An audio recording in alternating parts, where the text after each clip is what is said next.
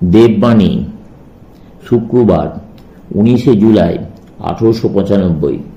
যতদিন আমার আমি তুমি এইরূপ ভেদজ্ঞান রয়েছে, ততদিন একজন ভগবান আমাদের রক্ষা করছেন, একথা বলবার অধিকারও আমার আছে। যতদিন আমার এইরূপ ভেদবোধ রয়েছে, ততদিন এই ভেদবোধ থেকে যে সকল অনিবার্য সিদ্ধান্ত আসে, সেগুলিও নিতে হবে। আমি তুমি স্বীকার করলেই আমাদের আদর্শ স্থানীয় আরেকটি তৃতীয় বস্তু স্বীকার করতে হবে, যা আমি তুমির মাঝখানে আছে। সেইটি ত্রিভুজের শীর্ষবিন্দু স্বরূপ। যেমন বাষ্প তুষার হয়, তুষার থেকে জল হয়, সেই জল আবার গঙ্গাদি নানা নামে প্রসিদ্ধ হয়। কিন্তু যখন বাষ্পাবস্থা, তখন আর গঙ্গা নেই, আবার যখন জল, তখন তার মধ্যে বাষ্প চিন্তা করি না। সৃষ্টি বা পরিণামের ধারণার সঙ্গে ইচ্ছা শক্তির ধারণা অচ্ছেদ্যভাবে জড়িত। যতদিন পর্যন্ত আমরা জগৎকে গতিশীল দেখছি, ততদিন তার পশ্চাতে ইচ্ছা শক্তির অস্তিত্ব আমাদের স্বীকার করতে হয়। ইন্দ্রিয়জ জ্ঞান যে সম্পূর্ণ ভ্রম, পদার্থবিজ্ঞান তা প্রমাণ করে দেয়। আমরা কোনো জিনিসকে যেমন দেখি, শুনি, স্পর্শ, ঘ্রাণ ও আস্বাদ করি, সর্বত্র জিনিসটা বাস্তবিক তা নয়।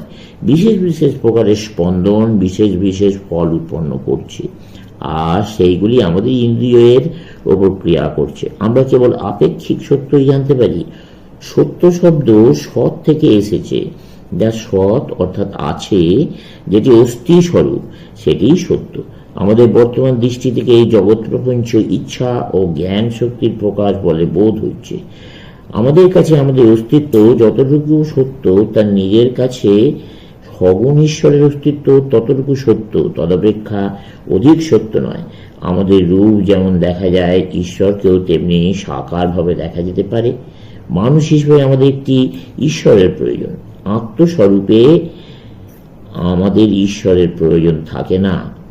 সেজন্য শ্রীরামকৃষ্ণ সেই জগজ্জননীকে সদা সর্বদা তার কাছে বর্তমান দেখতেন।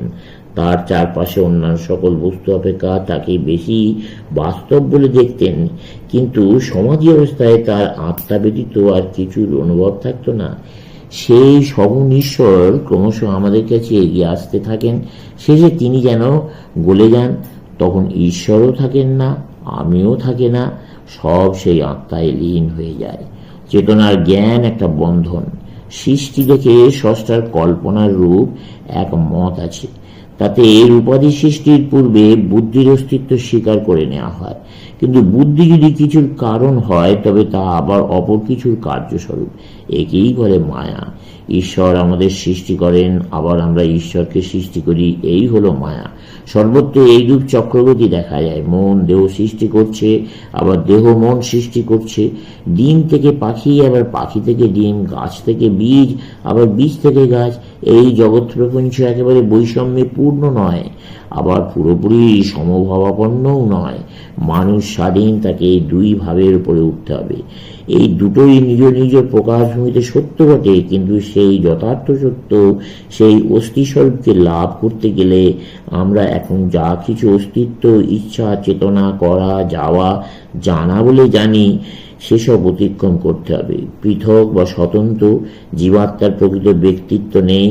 ওটা মিশ্রবস্তু হলেও তা কালে খণ্ড খণ্ড হয়ে নষ্ট হয়ে যাবে, যাকে আর কোনোরূপে বিশ্লেষণ করা যায় না। কেবল সেই বস্তুর অমিশ্র এবং কেবল সেইটিই সত্যস্বরূপ, মুক্ত স্বভাব, অমৃত ও আনন্দ স্বরূপ।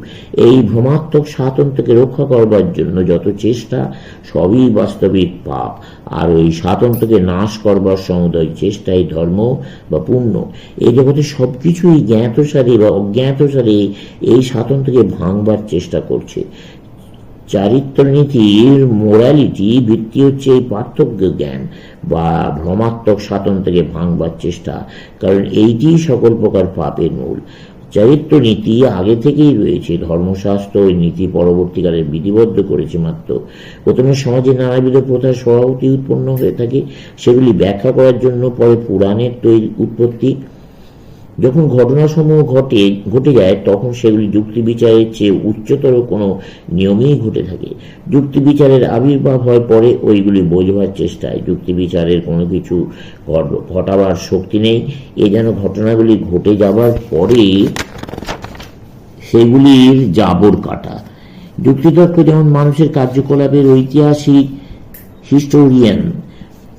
বুদ্ধ একজন মহা বৈদান্তিক ছিলেন, কারণ বৌদ্ধ ধর্ম প্রকৃতপক্ষে বেদান্তের একটি শাখা মাত্র। আর শঙ্করকেও কখনো কখনো প্রচ্ছন্ন বৌদ্ধ বলা হয়। বুদ্ধ বিশ্লেষণ করেছিলেন, শঙ্কর সেগুলি সংশ্লেষণ বা সমন্বয় করলেন। বুদ্ধ কখনো কারোর কাছে মাথা নোয়াননি। বেদ, জাতিভেদ, পুরোহিত বা সামাজিক প্রথা কারোর কাছে নয়। যতদূর পর্যন্ত যুক্তি বিচার চলতে পারে ততদূর নির্ভীকভাবে তিনি যুক্তি বিচার করে গেছেন।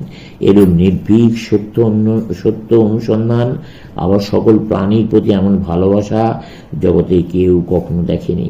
বুদ্ধ যেন ধর্মজগতের ওয়াশিংটন ছিলেন। তিনি সিংহাসন জয় করেছিলেন শুধু জগৎকে দেওয়ার জন্য, যেমন ওয়াশিংটন মার্কিন জাতির জন্য করেছিলেন। তিনি নিজের জন্য কোনো কিছুর আকাঙ্ক্ষা করতেন না।